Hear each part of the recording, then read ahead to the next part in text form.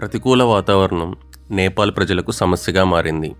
ఈ క్రమంలోనే నేడు ఉదయం మధ్య నేపాల్లోని మదన్ ఆషీర్ హైవేపై కొండచర్యలు విరిగిపడడంతో అదే ప్రాంతంలో ప్రయాణిస్తున్న 2 బస్సులు బోల్తా కొట్టి త్రిశూలి నదిలో పడిపోయాయి. దీంతో అందులో ప్రయాణిస్తున్న దాదాపు 63 మంది తప్పిపోయినట్లు తెలుస్తోంది.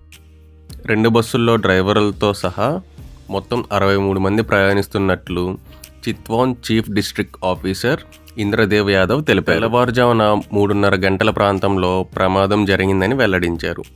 ఈ క్రమంలో ఘటనా స్థలానికి చేరుకుని వారి కోసం సెర్చ్ ఆపరేషన్ చేస్తున్నట్లు వెల్లడించారు. అయితే ఎడతెరప లేకుండా కురుస్తున్న వర్షాల కారణంగా తప్పిపోయిన బస్సులను వెతకడంలో ఇబ్బందులు ఎదుర్కొంటున్నామని అన్నారు. ఇదే సమయంలో ప్రతికూల వాతావరణం కారణంగా కాఠ్మాండు నుంచి భరత్పూర్, చిత్వాన్కు వెళ్లాల్సిన అన్ని విమానాలు రద్దు చేయబడ్డాయి.